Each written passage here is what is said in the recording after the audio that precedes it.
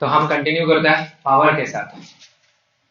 तो पावर मैंने कल आपको डिफाइन करवा दिया था, ठीक है। पावर को अपन कैसे कैसे लिख सकते हैं। अच्छा, मैंने कहा D W by D T निकाला और डब्ल्यू मेरा नेटवर्क है, तो मेरी नेट पावर आएगी उस पर। लेकिन डब्ल्यू अगर किसी एक फोर्स का वर्क है तो उसी फोर्स की क्या आएगी, पावर। इसी का दूसरा फॉर्म लिख सकते हैं अपन, क्या, एफ डॉट वी। ये दोनों कौन सी पावर हो गई आपकी, instantaneous power, yes.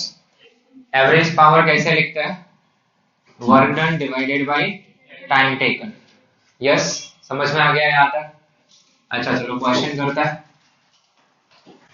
particle is projected with speed u at an angle theta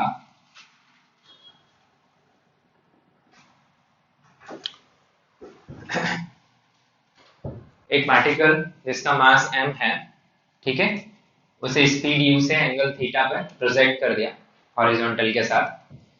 तो आपको बताना है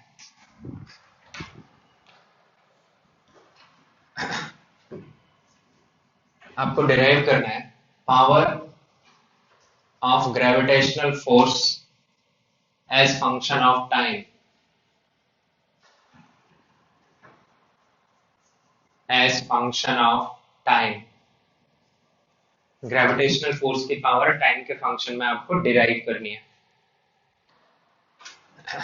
जब भी मैं बोल रहा हूँ एज फंक्शन ऑफ टाइम, तो डेफिनेटली मैं कौन सी पावर की बात कर रहा हूँ, इंस्टेंटेनियस या एवरेज, इंस्टेंटेनियस। तो कौन सा तरीका ज्यादा इजी पड़ेगा, एफ डॉट वी।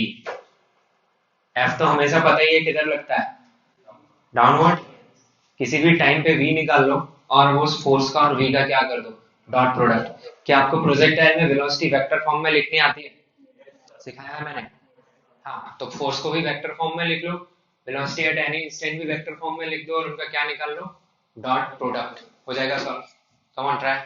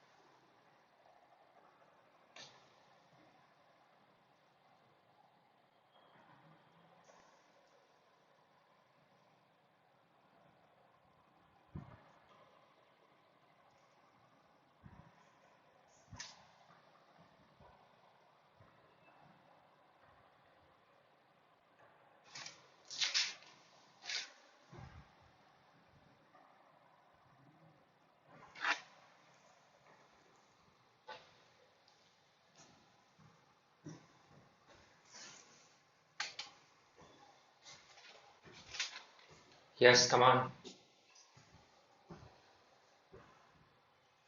कोई भी आंसर।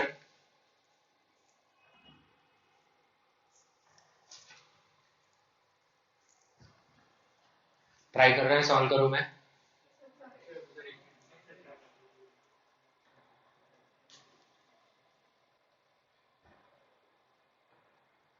प्रोजेक्टाइल मोशन जब भी सुनने को है, X direction is independent of Y direction. X की वेलोसिटी अलग लिखो, वाई की वेलोसिटी अलग लिखो।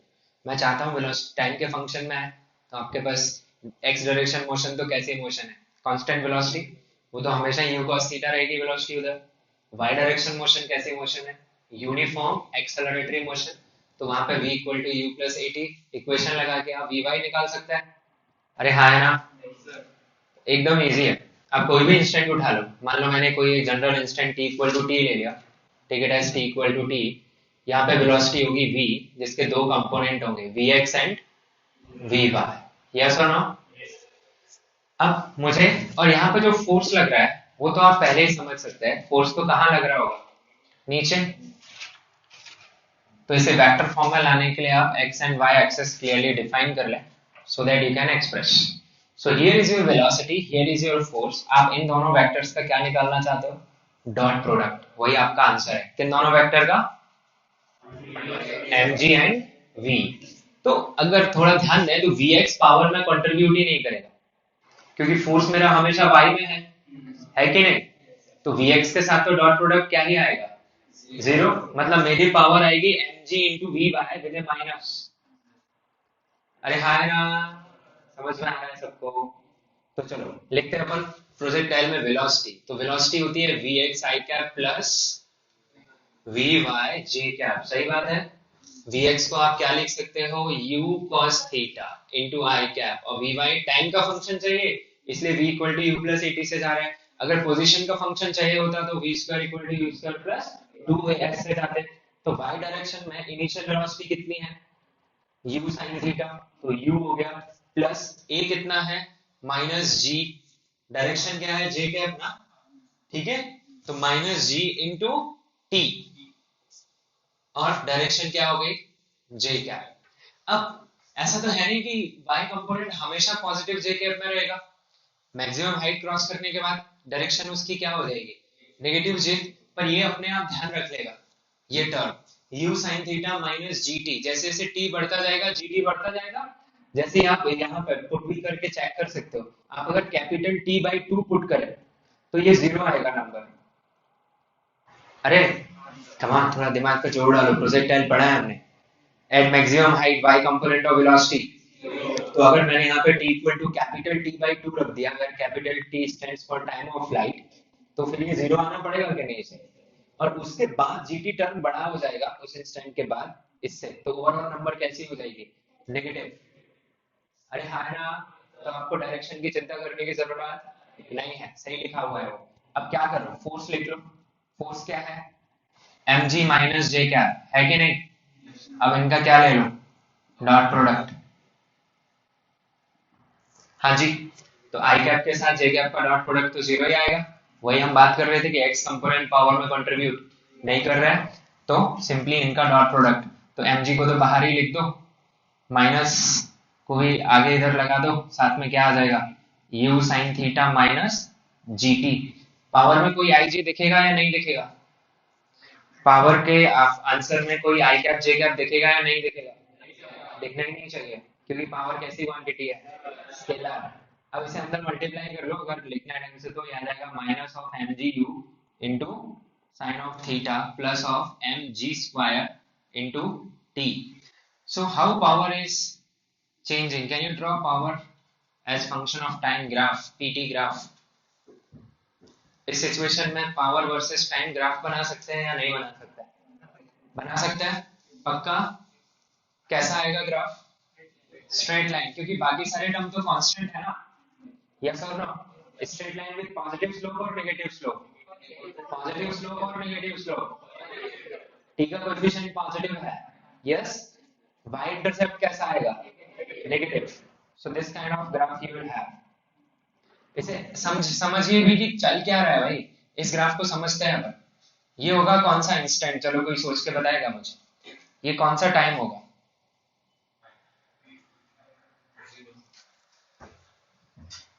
ये तो zero, t equal to zero है. ये कौन सा इंस्टेंट होगा जब पावर जीरो हो गई ग्रेविटेशनल फोर्स की?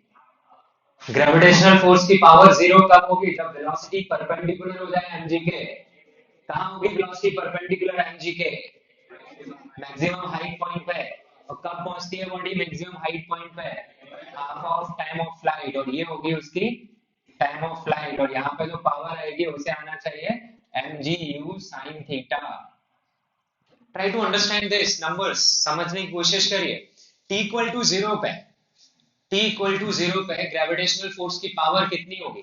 यहाँ पे वेलोसिटी रिजॉल्व कर सकते हैं u cos theta and u cos theta का डॉट प्रोडक्ट mg के साथ u sin थीटा का डॉट प्रोडक्ट mg के साथ minus mg u sin theta. This is what you are having the initial power. And as the body is going up, power is decreasing because y component of velocity is decreasing. Power is becoming zero at highest point. Then it is increasing, increasing, and increasing up to this number. Now it becomes positive here. You can check. यहाँ पे जो velocity आएगी वो u आएगी, आएगी कि नहीं आएगी? उसके दो component u cos theta and angle भी वही रहेगा स्ट्राइकिंग का, तो यहाँ पे पावर कितनी आएगी? Positive mgu sin theta. Can you relate with this? तो आपको ऑप्शन दे सकता है, सपोज एक्सप्रेशन डिराइव भी नहीं करवाया, वो चार ऑप्शन लिख देगा। Power of gravitational force first increases becomes zero then decreases, first decreases becomes zero then increases, ऐसे चार लाइनें लिख देगा। समझ में आ रही है बात? कैसे सोचेंगे पता चल रहा है? तो इंस्टेंटेनियस पावर सोचने का बढ़िया तरीका क्या है? F dot V. कोई आपत्ति? पक्का? समझ गए? ओके, मिटा दे।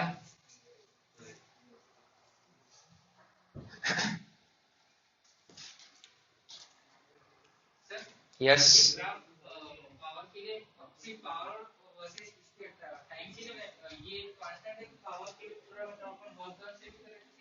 सेम ही आएगा बिल्कुल। dw बाई dt से करो या f डॉट v से, आंसर क्या मिलेगा? सेम। बस ये ध्यान रखना, अगर f डॉट v से कर रहे हैं और किसी एक ही फोर्स की पावर निकाल रहे हैं तो फिर dw बाई dt में वर्क उसी फोर्स का लिखना। गलती क्या करते हैं हम? वर्क तो टोटल लिख देते हैं और f डॉट v में फोर्स कोई स्पेसिफिक फोर्स लिख देते हैं, तो दोनों के आंसर अलग अलग आएंगे कि नहीं? आपको मेरा मतलब समझ में आ रहा है क्या बोल रहा हूँ? फिलहाल तो इस पर कोई फर्क नहीं पड़ता क्योंकि इस पे एक ही फोर्स एक्ट हो रहा है, mg। अगला सवाल।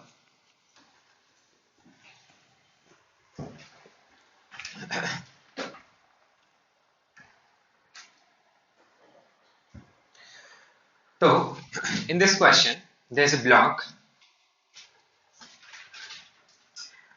10 kilogram, a force of 80 newton is applied, kept on a rough surface, friction coefficient is 0.5 and this is t equal to 0.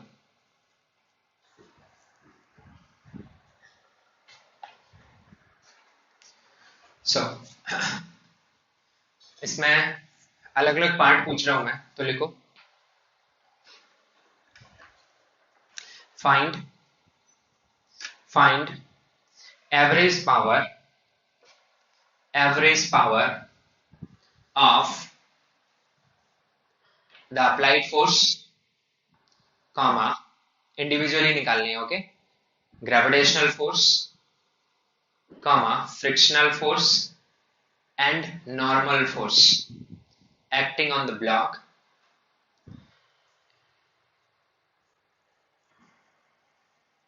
ठीक है, acting on the block in first 2 seconds, in first 2 seconds।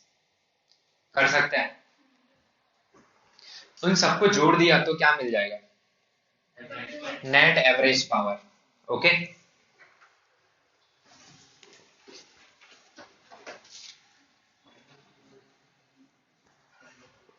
कमा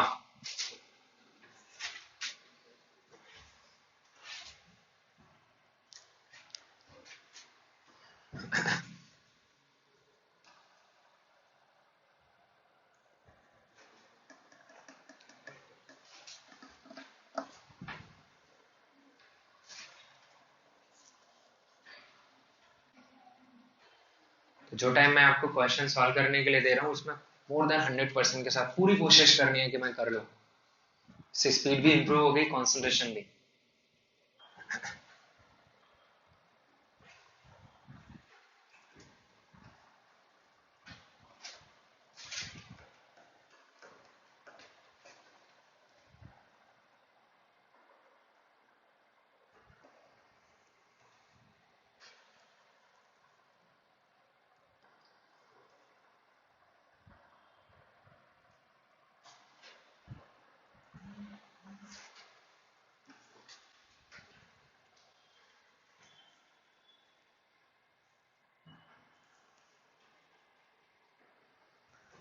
average power निकालने के लिए क्या निकालना पड़ेगा? Work निकालने पड़ेंगे, और फिलहाल फोर्सेस कांस्टेंट हैं ये सब के सब, तो आप वर्क सीधा सीधा एफ डॉट एस से निकाल सकते हैं। यस और नो?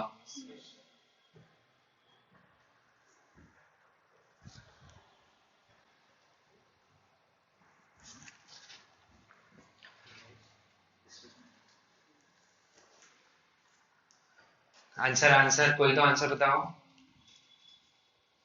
640 जूल पावर फोर्स के लिए। फोर्स की एवरेज पावर आई है आपकी 640। 640। अच्छा, और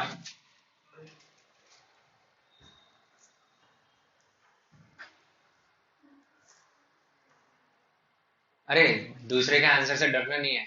मेरा आंसर 130 आ रहा है तो आ रहा है भाई, तो मैं 130 बताऊंगा। 240 वॉट। 240 वॉट सही आंसर है।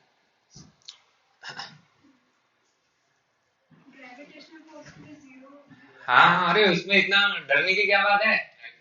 ये तो एकदम अपन रजनीकांत स्टाइल में बोल सकते हैं कि ग्रेविटेशनल फोर्स यहाँ कोई पावर डिलीवरी कभी कर ही नहीं रहा, नॉर्मल भी जीरो हो जाएगा।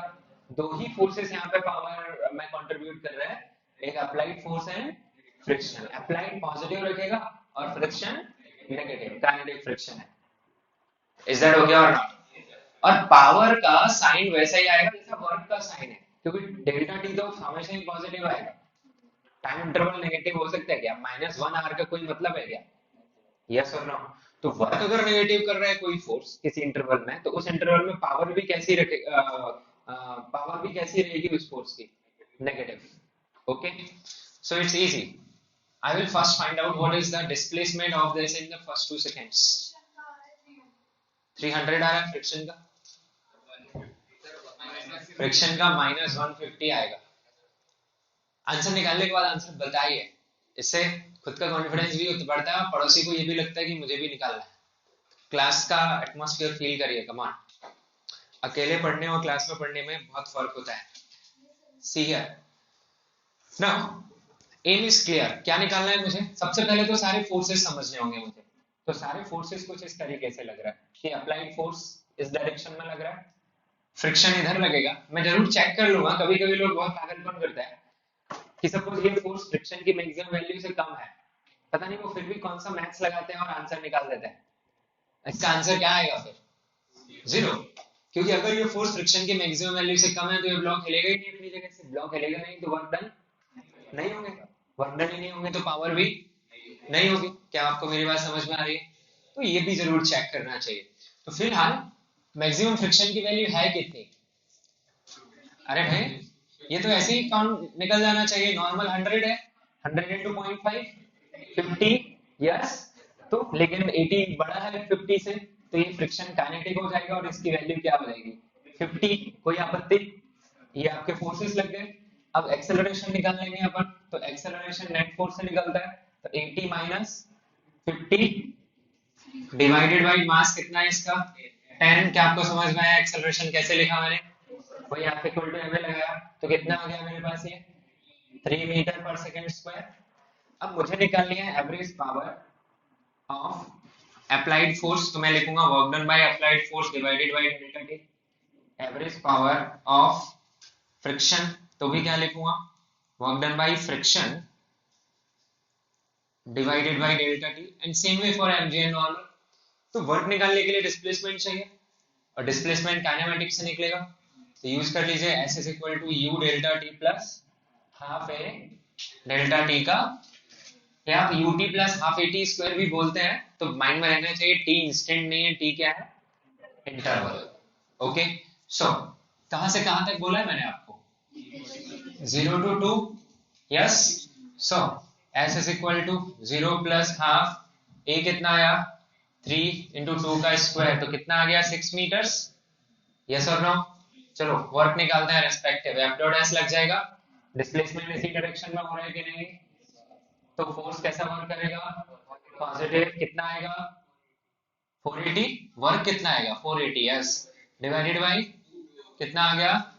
यूनिट वॉट, वेट, जो भी बोल रहा है आपको। हाँ, फ्रिक्शन का पावर, फ्रिक्शन फोर्स की वैल्यू 50 into 6 कितना आएगा? 300, but with A minus, so it will B minus of 150। And जहां तक ग्रेविटी का सवाल है वो तो जीरो ही आएगा, क्योंकि डिस्प्लेसमेंट के परपेंडिकुलर लग रहा है वो, so it will B zero. And power of normal भी जीरो। कोई आपत्ति तो नहीं किसी को इसमें? अच्छा, अब मुझे बताओ power of all this forces individually at t equal to 2। Power of all these forces at t equal to 2,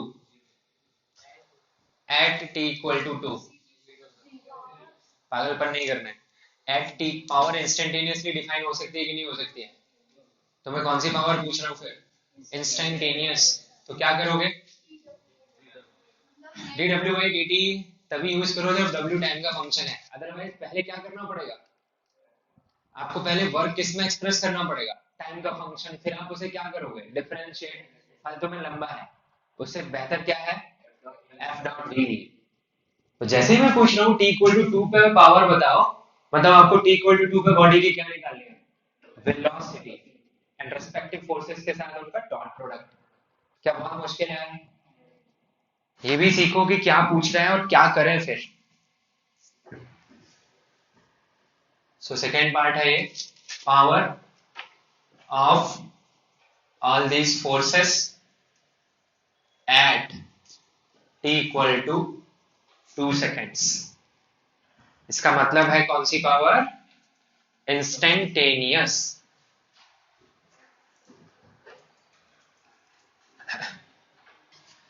तो इसके साथ साथ जो भी कमियां हमारी पुराने चैप्टर्स में रह गई हैं, बीच बीच में मैकेनिक्स है, यूज तो होता ही रहेगा। मैं वर्क बिना फोर्स के तो पढ़ा ही नहीं सकता ना, बिना डिस्प्लेसमेंट के भी नहीं पढ़ा सकता। फोर्स के लिए मुझे लॉज ऑफ मोशन आना चाहिए, और डिस्प्लेसमेंट के लिए क्या आना चाहिए? काइनेमेटिक्स। मतलब वर्क वाला चैप्टर डिस्कस करने के लिए मुझे kinematics and laws of motion दोनों आने चाहिए।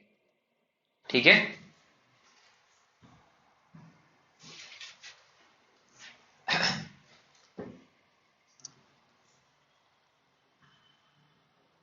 तो मैं अब यूज करूंगा v equal to u plus a T.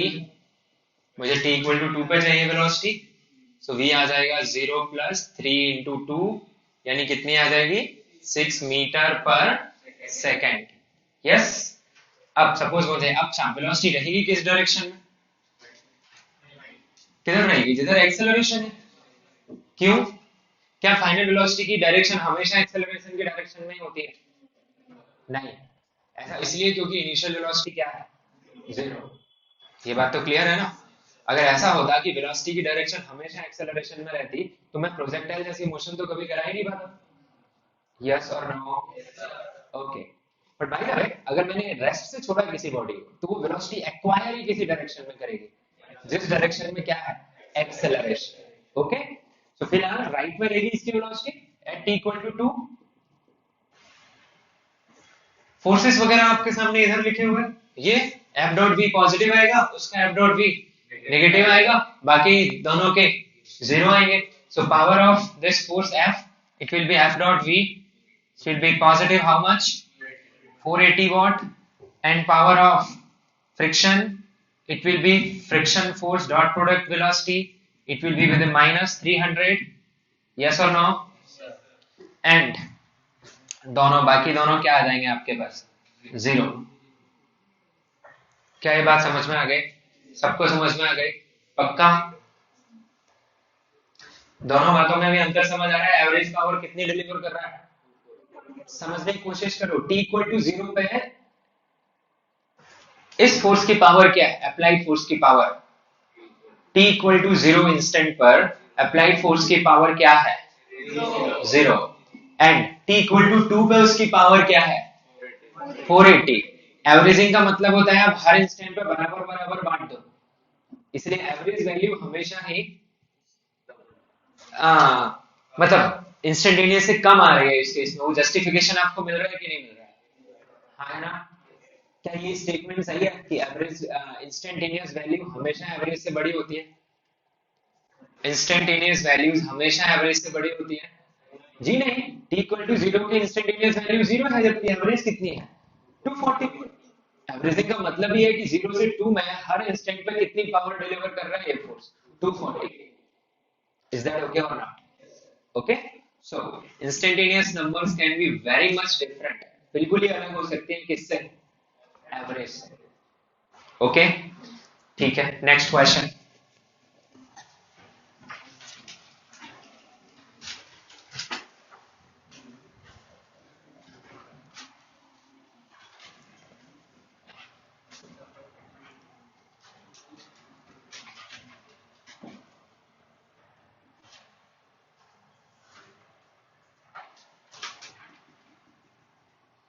एक कार्ट है, कार्ट के अंदर एक इंक्लाइन प्लेन फिक्स है, ये इंक्लाइन प्लेन है, फिक्स है, इसका एंगल कितना है, थीटा, ठीक है।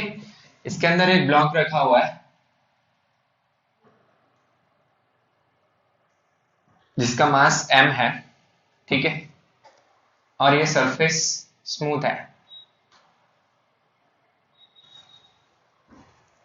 ऑलराइट, कोई दिक्कत तो नहीं किसी को, ठीक है। और ये जो कार्ट है वो इस डायरेक्शन में एक कांस्टेंट वेलोसिटी से जा रही है, v से,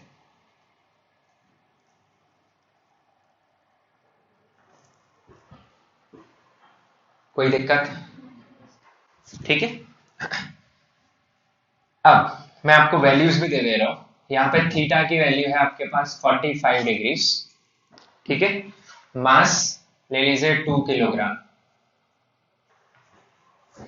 इंक्लाइन सफिशिएंटली लॉन्ग है, जिस इंटरवल में मैं क्वेश्चन पूछ रहा हूं आप मानेंगे कि ये ब्लॉक यहाँ टकरा नहीं रहा है उस ड्यूरेशन में, it is given in the question, okay. तो आपको बताना है find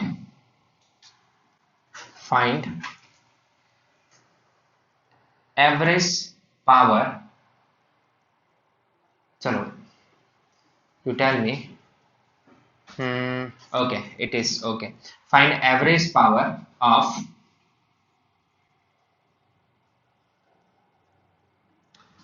normal and mg on the block in first 2 seconds, and it is given, you may write it here, the block starts from rest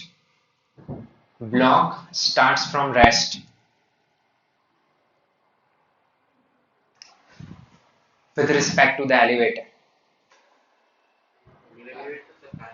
sorry, here it is cart, block starts from rest with respect to the cart, समझ रहे हैं क्या situation है।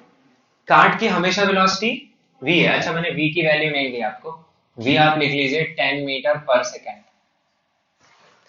तो can you tell me what is initial velocity of block in ground frame, initial velocity of block in ground frame 10, cart के frame में block rest पे है पर कार्ट तो जा रही है ना, जैसे आप अर्थ की सरफेस पे खड़े हैं फिक्स है, तो कोई स्पेसशिप में है उसका शिप स्टेशनरी है, तो वो आपकी वेलोसिटी कितनी बोलेगा, उस समय अर्थ के पॉइंट की जो वेलोसिटी होगी वही आपकी वेलोसिटी है, यस और नो। सो करो सॉल्व,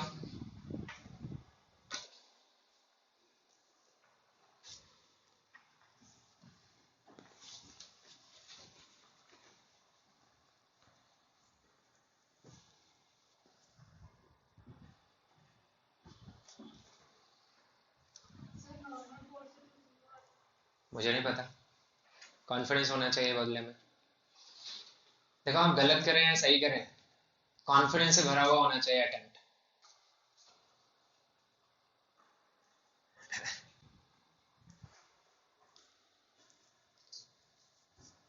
कोई भी स्टेप तभी करो जब आपको उस पर भरोसा हो, भले ही वो स्टेप गलत हो। मान लो आपने डिसाइड किया कि मुझे चोरी करनी है, तो बी वेरी कॉन्फिडेंट कि आप चोरी करने वाले हैं, बीच में लौटना मत, ठीक है, नहीं पकड़े जाओगे पिटोगे भी, चोरी भी नहीं हुई, सो या तो पहले ही मत करो, ओके। सो कोई अप्रोच अगर आप क्वेश्चन में ले रहे हैं तो उस पर भरोसा है तो ही वो अप्रोच यूज करें, नहीं तो छोड़ दो।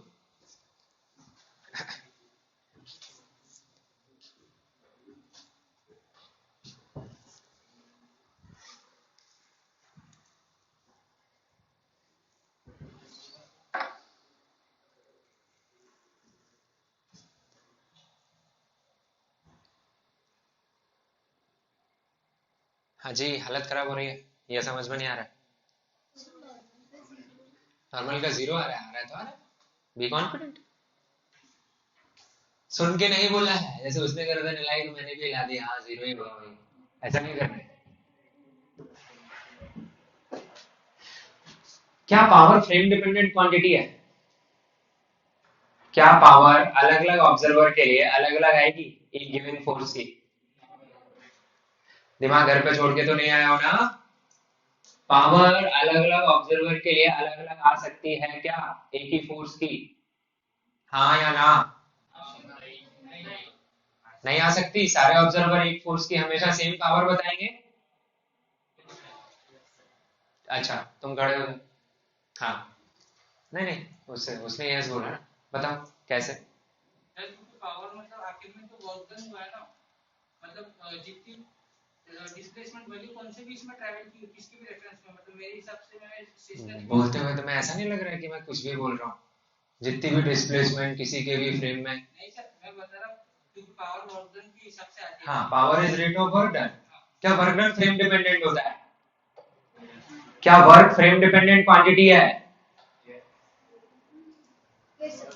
Are you alright? अरे भाई भाई, ये तो सॉलिड कंफ्यूजन है तुम्हें। देखो ये दोनों मार्कर, ठीक है, जब ये दोनों गिर रहे थे तो तुम्हारे फ्रेम में डिस्प्लेस हो रहे थे कि नहीं हो रहे थे? तो तुम्हारे फ्रेम में ग्रेविटी वर्क कर रहा था कि नहीं? पर उन मार्कर का एक दूसरे के फ्रेम में डिस्प्लेसमेंट हो रहा था क्या? तो वो क्या बताएंगे एक दूसरे पे ग्रेविटी का वर्क? तो वर्क फ्रेम डिपेंडेंट है या नहीं? तो पावर फ्रेम डिपेंडेंट होगी या नहीं? अरे हाँ यार, पक्का होगी। बैठो, सोचा करो। फोर्स फ्रेम इंडिपेंडेंट है। किसी को थप्पड़ मारो तो उसका गाल लाल बराबर सबको एक ही जैसा दिखेगा। मतलब कितना पुश या पुल किया वो फ्रेम पे डिपेंड नहीं करता। लेकिन वेलोसिटी कैसी क्वांटिटी है? Frame dependent. अरे भाई, वेलोसिटी, रिलेटिव वेलोसिटी पढ़ी क्यों फिर अपन ने? हाँ या ना? सो लिख लीजिए पावर की इंट्रोडक्शन में, power is a frame dependent quantity. जितनी भी क्वांटिटी हम पढ़ेंगे फिजिक्स में, सब में पूछिए खुद से कि ये फ्रेम डिपेंडेंट होगा या नहीं होगा। तो अब मैंने बोल दिया कि बताओ एवरेज पावर, बताओ फर्स्ट टू सेकेंड। तो आपका पहले ही सवाल होना चाहिए किसके फ्रेम में बताओ, कार्ड के फ्रेम में या ग्राउंड फ्रेम में? पूछना चाहिए ना खुद से। तो मैंने कुछ नहीं बताया, मतलब ग्राउंड के फ्रेम में। समझ में आ रही है बात सभी को?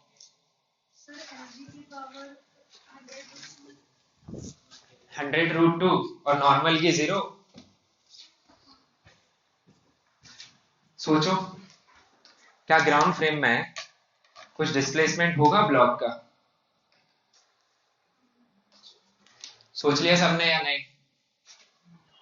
अरे क्वेश्चन के बारे में सोच लिया या नहीं? फालतू का डरना नहीं है ना, ऐसे प्रिटेंड मत करो कि तुम बहुत डर रहे हो। ठीक है, पार्टिसिपेट करो यहाँ पे। और एक तो मास्क से पता ही नहीं चलता कि, अच्छा जो लोग नाक खोल के मास्क लगाए वो निकाल दो ना।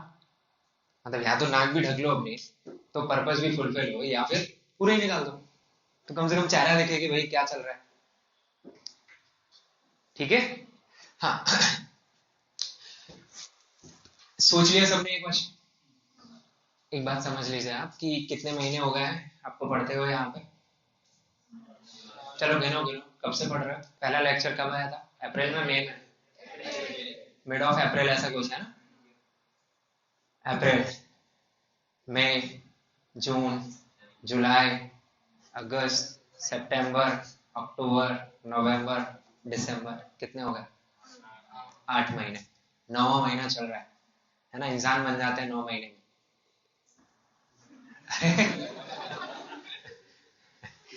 जिसका एग्जिस्टेंस नहीं वो एग्जिस्टेंस में आ जाता है।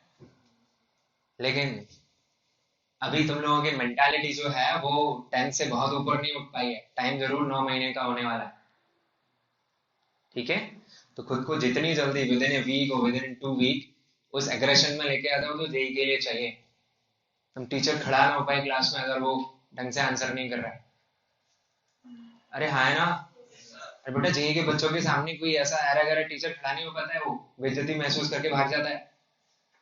क्योंकि क्या नहीं कर पाता वो? उनके डाउट्स को जस्टिफाई नहीं कर पाता। डाउट्स को जस्टिफाई नहीं कर पाएगा तो टिकेगा ही नहीं हो। अभी तो ये हो गया भाई कि मुझे खुद का लेवल ऐसे एकदम लेटना पड़ता है क्लास में मुझे, तब जाके मैं तुमको समझा पा रहा हूँ। Are you getting my point और नॉट? हम अभी रिक्वायरमेंट से बहुत नीचे हैं। जितना थिंकिंग अपने को चाहिए उससे बहुत नीचे है अभी। ठीक है, तो दिमाग खोलिए, उसकी खिड़कियां खोल दीजिए पूरी। समझ में आ रही है बात? अब नॉर्मल का जो पावर मुझे जीरो बता रहे हैं, चलो एटलीस्ट सोच तो रहे हो कुछ, that's the first good point. अरे पावर मैंने अभी अभी पढ़ाया आपको, कल पढ़ाया थोड़ा, आज बताया। यस, इतना तो आइडिया लग गया ना यार कि पावर बोला तो क्या आना चाहिए दिमाग में। कौन सी पावर पूछ रहा हूँ मैं आपसे? I want loudness. Average power. Average power दिमाग में जाते ही चमकना चाहिए कि क्या निकालना पड़ेगा मुझे? वर्क। और वर्क मतलब integral F dot D S, अगर फोर्स वेरिएबल है तो, और कांस्टेंट है तो एफ डॉट एस। दो ही बातें हैं, हाँ या ना?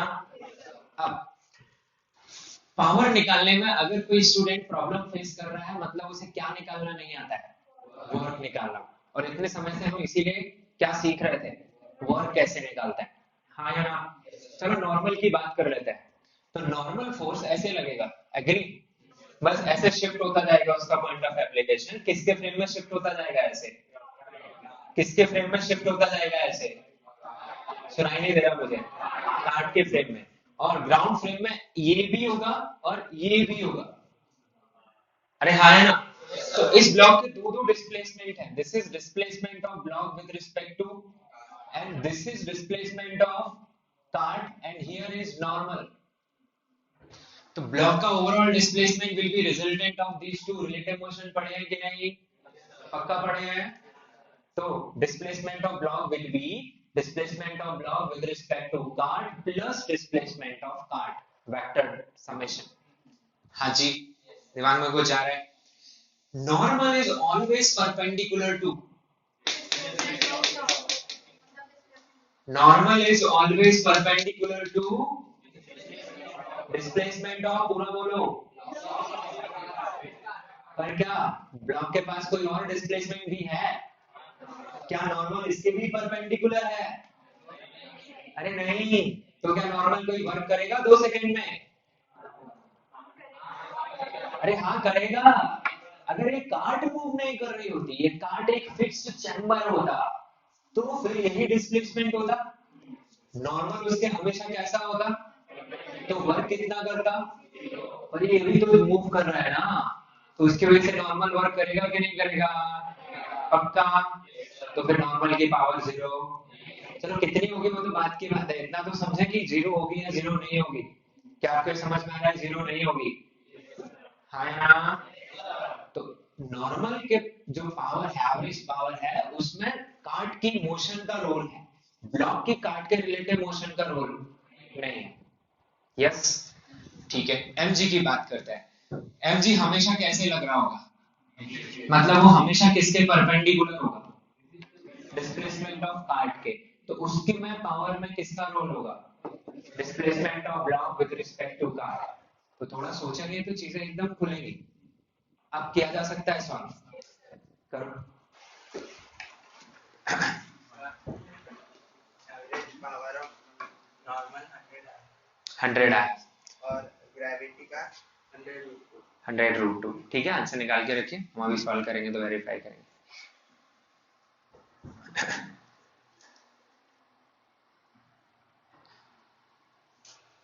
दो सेकंड में कार्ड का डिस्प्लेसमेंट, मैं पेन भी यूज नहीं करूंगा।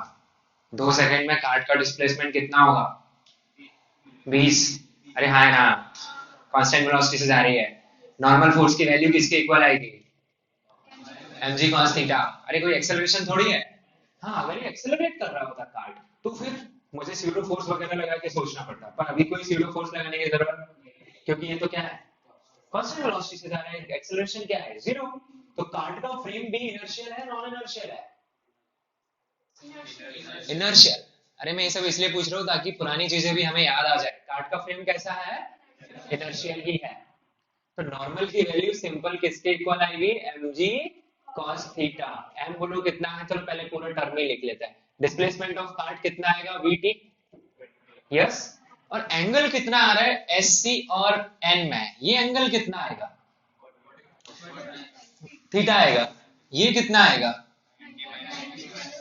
मतलब इसमें और इसमें एंगल 90 माइनस थीटा का है। हाँ वो बात और है, थीटा 45 है। Yes or no? So, what is work done by normal in the first 2 seconds is normal force into the displacement of block ही लिख रहा हूं मैं, पर ब्लॉक के डिस्प्लेसमेंट में दो कंपोनेंट है, SBC प्लस SC। इसके साथ नॉर्मल 90 डिग्री पे है, इसलिए उसे लिखने की कोई खास जरूरत नहीं है। सो इसीलिए मैं सिंपली एस सी लिख दे रहा हूं into cos of 90 minus theta. So what I will have M G cos theta into vt into sin theta. So my answer is mg sin theta cos theta into vt. अगर मैं values नहीं देता तो ये answer आता किसका, work का, और टाइम से डिवाइड कर देते तो आंसर क्या आता, mg sin theta into cos theta into v. That would have been the average power. Yes or no? Upon evaluate कर लेते हैं। मास कितना दिया मैंने, 2 kgs, g10 sin 45 1 by root 2 cos 45 1 by root 2 and v is 10 and time is 2। तो root 2 से ये cancel, तो मेरे पास आंसर कितना आ रहा है 200। अच्छा ये तो वर्क निकाल दिया मैंने, चलो कोई आपत्ति नहीं, वर्क डन बाय नॉर्मल आ गया। ये पावर क्या आ जाएगी, एवरेज पावर 100 वॉट पॉजिटिव। क्या बहुत मुश्किल था ये करना, समझिए, कमान।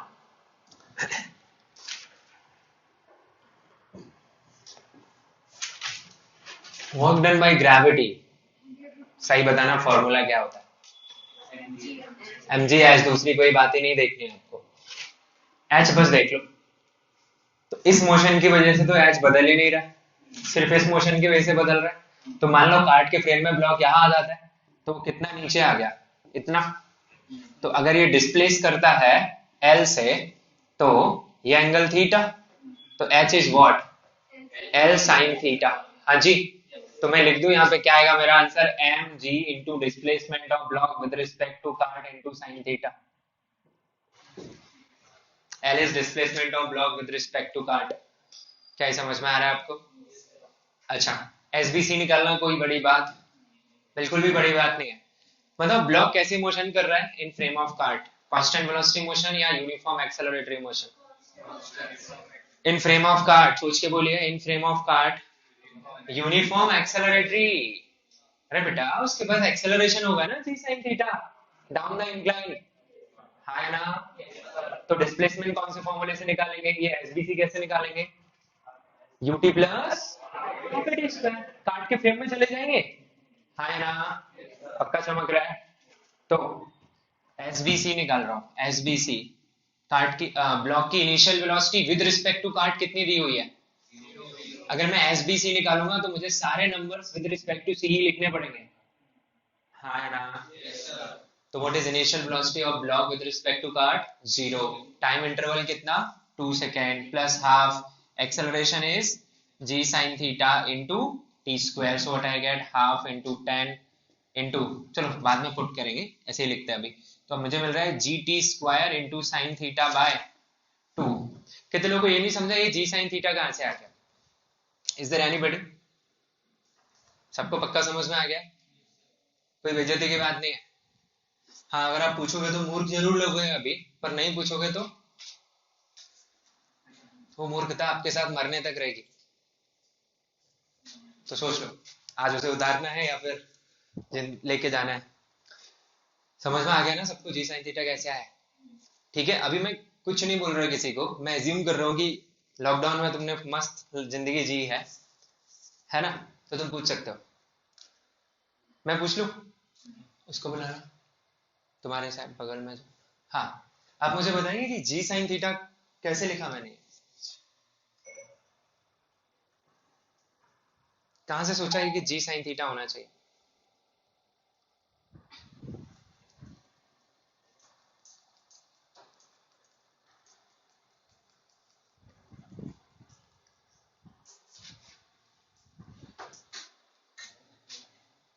खड़े हो जाएंगे, मुझे सिर्फ ये समझा दो कि अगर तुम्हें नहीं पता है तो पूछा क्यों नहीं।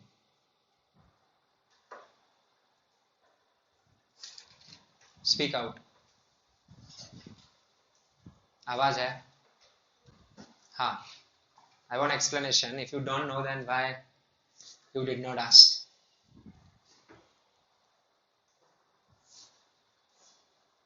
नाम क्या है? अदिति। वजह वजह बताइए। और ऐसे कितने लोग बैठे हुए हैं जो एकदम झूठे हैं, खुद के साथ ही झूठ बोलते हैं? अब झूठे ही हैं तो बताएंगे कैसे, है ना? फुलफिल तो करेंगे ना प्रॉपर्टी।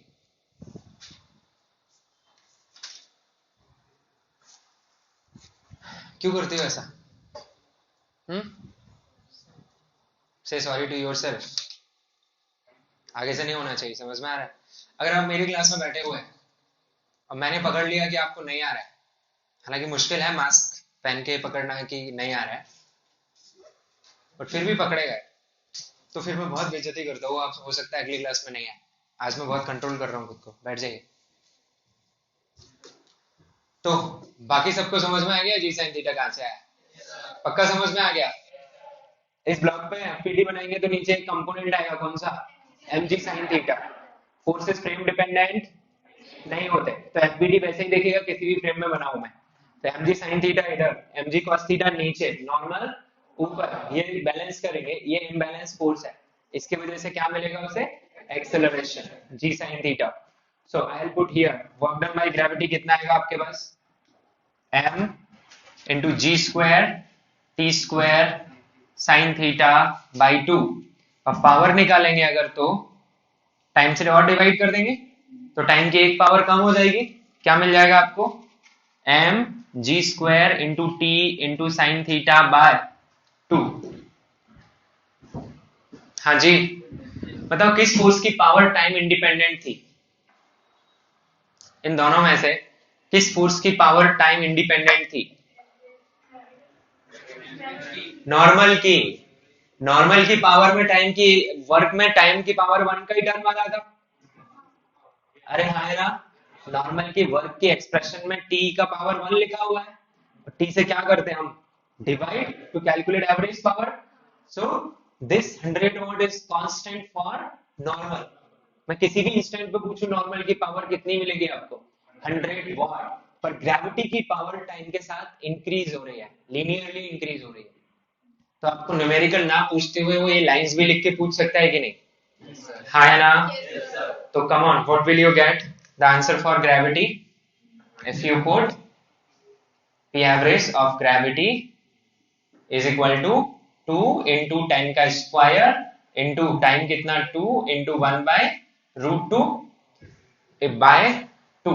2 से 2 कैंसिल, तो आपके पास आ रहा है 200 डिवाइडेड बाय रूट 2, या फिर आप लिख सकते हैं इसे 100 रूट 2 वॉट। क्या ही समझ में आया क्वेश्चन सभी को? पक्का समझ आया? किसी को दिक्कत है तो पूछ सकते हो, किसी को भी। Just be simple and honest.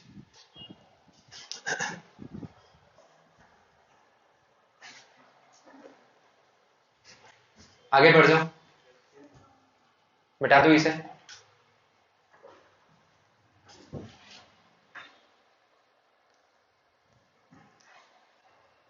Notebook में कोई भी ऐसी चीज मत लिखना जो आपको समझ ही नहीं आई है, ठीक है? पूछो। तो आप लोग स्कूल्स में पूछते नहीं थे क्या टीचर से कुछ भी? हाँ, बताते ही नहीं थे, मतलब दुश्मन थे वो तुम्हारे? अभी पूछना पड़ेगा। आप जितने बड़े होते जाएंगे उतना ज्यादा आपकी जिम्मेदारी होगी पूछना। हर जगह सरकारें कानून बना देती है, आप नहीं पूछेंगे तो वो कानून आप पे लागू हो जाएगा। आपको पूछना है। अरे हाँ है ना? जीवन सिर्फ फिजिक्स के एक्स वाई जेड से नहीं चलने वाला है। उसमें आपको एक जागरूक व्यक्ति बनना है कि मेरे आसपास क्या हो रहा है, वो मुझे कैसे अफेक्ट कर रहा है, क्या मैं तैयार हूँ उसके लिए? Are you getting my point? So come on, class से ही स्टार्ट करिए ये चीजें, तो लाइफ में भी आप फिर करेंगे। मिटा दे इसे।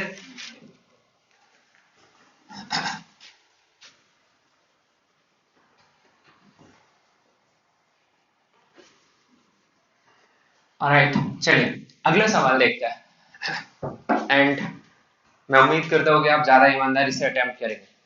क्वेश्चन है, देखिए।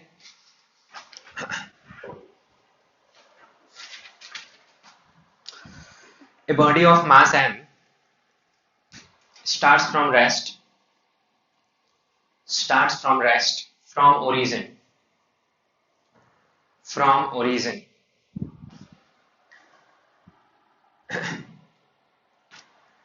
with a constant power P. constant power P. जब भी पावर है तो फोर्स होगा ही होगा, हाँ या ना? क्योंकि फोर्स ना हो तो पावर हो ही नहीं सकती। यस, इसका मतलब इस बॉडी को कोई पुल कर रहा है, पर वो इतना इंटेलिजेंटली पुल कर रहा है कि पावर क्या डिलीवर कर रहा है? कांस्टेंट। दिमाग काम कर रहा है? क्या कांस्टेंट है? पावर। यानी क्या कांस्टेंट है?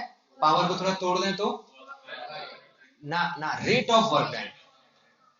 पावर बोल रहा है मतलब इंस्टेंटेनियस पावर, ओके?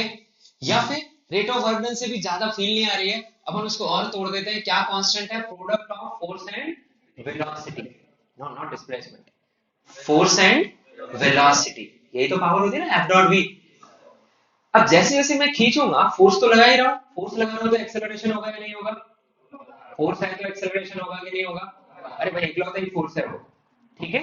एक्सेलरेशन होगा, एक्सेलरेशन होगा तो वेलोसिटी बदलेगी, वेलोसिटी बदलेगी तो फोर्स और वेलोसिटी का प्रोडक्ट बदलेगा, अगर फोर्स कांस्टेंट रहा तो।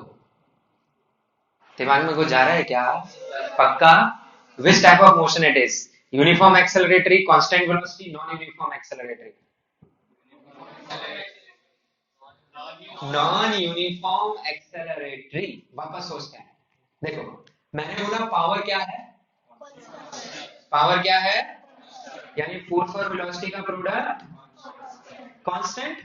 फोर्स लग रहा है तो वेलोसिटी बदलेगी, फोर्स है तो क्या होगा? एक्सेलरेशन होगा, एक्सेलरेशन है तो क्या बदलेगी? वेलोसिटी। दो नंबर का प्रोडक्ट कांस्टेंट है, उनमें से एक नंबर बदल रहा है, तो दूसरे नंबर को भी उसी हिसाब से क्या करना पड़ेगा? बदलना पड़ेगा ना, कि प्रोडक्ट क्या है। इसका मतलब फोर्स भी क्या हो रहा होगा? चेंज। फोर्स चेंज हो रहा है तो क्या चेंज हो रहा होगा? एक्सेलरेशन। यानी कैसे मोशन हो गई? Non uniform acceleratory motion. समझ में आ रही है बात? अब सवाल ये है, फाइंड डिस्प्लेसमेंट, या ब्रैकेट में पोजीशन भी लिख सकते हैं। क्या दोनों सेम ही आएंगे इस केस में? इनिशियल पोजीशन क्या है? ओरिजिन। तो जो पोजीशन होगी वही क्या होगा? डिस्प्लेसमेंट। Yes, okay. सो हमने लिखा है फाइंड डिस्प्लेसमेंट और position as function of time.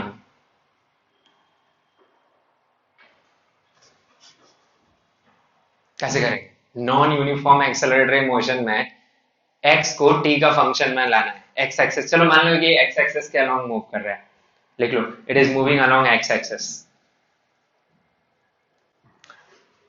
तो बताओ मुझे, एक्स को टी का फंक्शन लाना है और मोशन नॉन यूनिफॉर्म एक्सेलरेटरी है, तो क्या करना पड़ेगा? क्या आपको कैलकुलस की जरूरत पड़ेगी? अरे हाँ, अरे एक्सेलरेशन ही वेरिएबल हो गया ना भाई, तो क्या आप ये सब लगा सकते हो? S equal to UT plus half A T square नहीं लगा सकते। आपको इंटीग्रेशन की जरूरत पड़ेगी या डिफरेंशिएशन की जरूरत पड़ेगी। सोचो।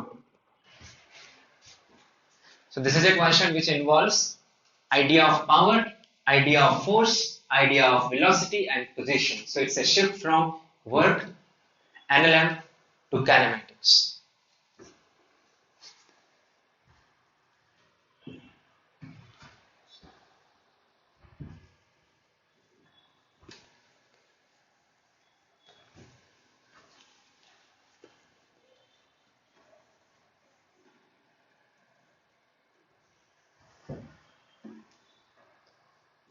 एक छोटा सा डायग्राम बना लेंगे, उसमें अपन फोर्स वगैरह दिखा देंगे, तो थोड़ा माइंड को क्लियरिटी आएगी कि चल क्या रहा है। हालांकि मैंने आपकी 50% प्रॉब्लम तो सॉल्व ही करवा दी ये बता के कि मोशन कैसी है, नॉन यूनिफॉर्म एक्सेलरेटरी। तो विजन तो क्लियर हुआ कि करना क्या है। क्या वो छिपा हुआ था क्वेश्चन में या मैंने एडिशनल इंफॉर्मेशन दी है? छिपा हुआ दिया हुआ था वो वहां।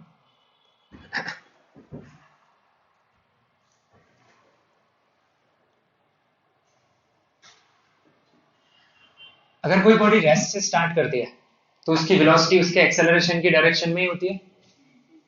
आज ही बताया। यस, तो यहाँ पे डॉट प्रोडक्ट की तो परेशानी आने वाली नहीं है।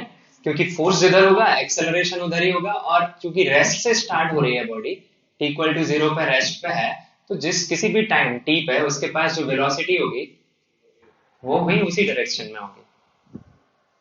ठीक है,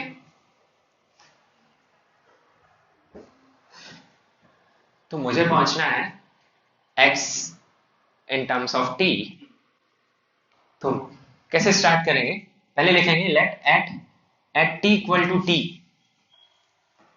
ठीक है, मान लेते हैं अप्लाइड फोर्स कितना है F, और उसके पास वेलोसिटी कितनी है v, तो पावर कितनी होगी F डॉट v होती है, पर यहाँ पे क्या हो जाएगी FV। क्लियर है सबको? अच्छा, मैंने क्वेश्चन में क्या दिया आपको, कांस्टेंट पावर P दिया है ना, पावर का वैल्यू दिया है ना, क्योंकि P आपके आंसर में दिखेगा। ये टर्म क्या दिया है मुझे, कांस्टेंट। इसका मतलब मैं यहां से इमीडिएटली फोर्स को किसका फंक्शन लिख सकता हूं, कि वेलोसिटी जैसे जैसे बढ़ेगी फोर्स वैसे वैसे कम होता जाएगा। यस, सो फोर्स को अगर मैं वेलोसिटी का फंक्शन लिख सकता हूं, तो एक्सेलरेशन को वेलोसिटी का फंक्शन लिख सकता हूं, और एक्सेलरेशन वेलोसिटी का फंक्शन आ गया तो वेलोसिटी को पोजीशन का फंक्शन निकाल सकता हूं, और वेलोसिटी पोजीशन का फंक्शन आ गई तो पोजीशन को टाइम का फंक्शन निकाल सकता हूं। आपको कहानी समझ आ रही है? कहां जा रहे हैं अपन, कौन से चैप्टर में जा रहे हैं, वो भी किसमें, काइनेमेटिक्स 2 में। हाँ या ना? Okay, so let's start it. So our aim is to express x as function of t. This is our aim. Okay, so let's begin. So I'll write p, तो जैसा है वैसा रहेगा, p equal to f को लिख देते हैं क्या, ma. So a I can write as p by, come on, p by mv. Yes or no? अगर मैंने मास नहीं दिया तो आप मास ऐड कर सकते हैं कि मास दिया हुआ है बॉडी का m, दिया है क्या मैंने, अच्छी बात। So a equal to p by mv। अगर सिर्फ पूछता कि भाई एक्सेलरेशन को वेलोसिटी के टर्म में बता दो, या फिर plot the graph of acceleration versus velocity, तो यही खत्म हो गया था। कैसा आता ग्राफ एक्सेलरेशन वर्सेस वेलोसिटी का, हाइपरबोला, कि जीरो वेलोसिटी पे इनफाइनाइट एक्सेलरेशन होता और इनफाइनाइट वेलोसिटी पे जीरो एक्सेलरेशन होता, ऐसा ग्राफ आता। ये भी एक बढ़िया छोटा सा सवाल बन सकता था। ठीक है, पर आगे बढ़ते हैं अपन फिलहाल। अब a is function of v, तो मेरे पास दो रास्ते हैं, मैं a को dv by dt भी लिख सकता हूं, या फिर v dv by dx भी लिख सकता हूं, इट्स अप टू मी।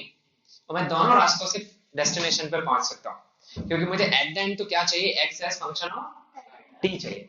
ठीक है, तो चलो मैं a को dv by dt लिख देता हूं और फिर सॉल्व करता हूं। इससे मुझे क्या मिल जाएगा, velocity as function of time. Velocity as function of time मिल गया, तो वेलोसिटी को फिर क्या लिख देंगे, dx by dt, तो फिर इंटीग्रेट करके x as function of time आ जाएगा। आपको समझ में आ रहा है क्या करेंगे, बस सीधा सीधा क्वेश्चन है। तो पुट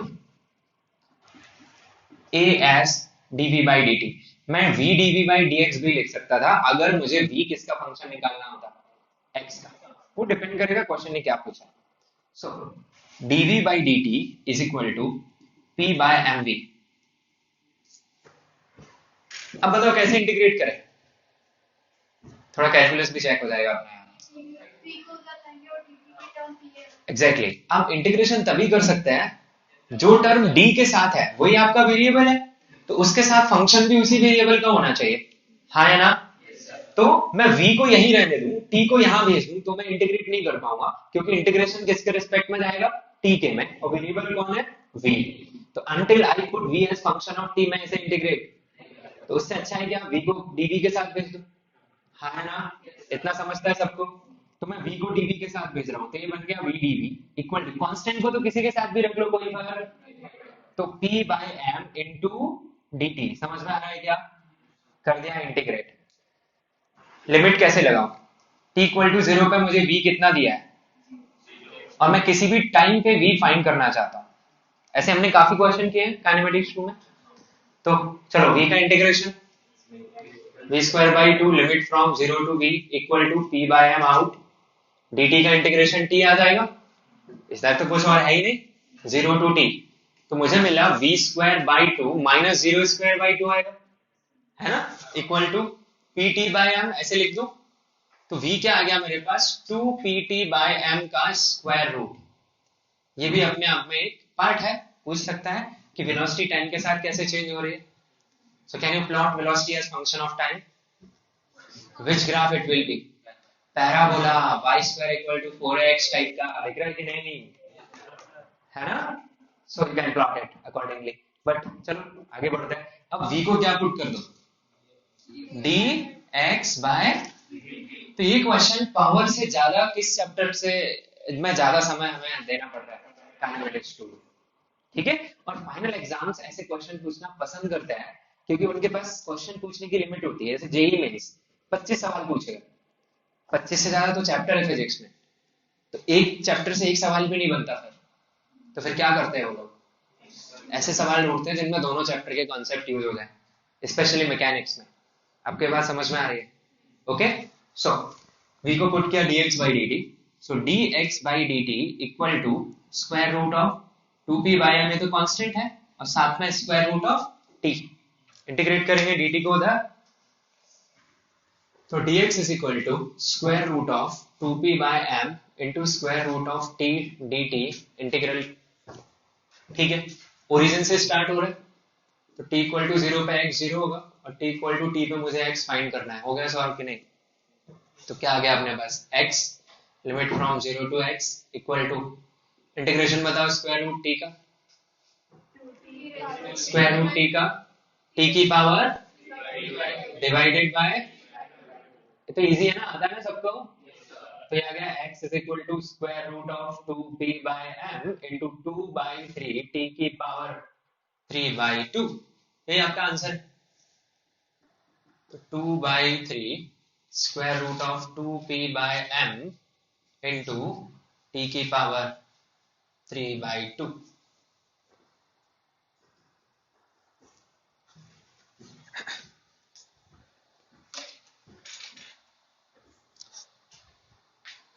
कोई आपत्ति किसी को यहाँ तक? ठीक है. तो आज के लिए इतना ही रखता है. इसके आगे कल, तो कल हमारा ज्यादा समय जाएगा ऑप्टिक्स का डिस्कशन करने में, तो उसे ईमानदारी से करके आइए. ओके. ठीक है. और घर पे जाके आज सबसे पहले क्या करना है, मैंने क्या समझाया था? ये आज के सारे इलस्ट्रेशंस आपको रफ में वापस करके देखने हैं. देखना है क्या मुझे लॉजिक सब भी याद है या भूल गया. ठीक है. फिर आपको होमवर्क स्टार्ट करना है. ओके. Thank you.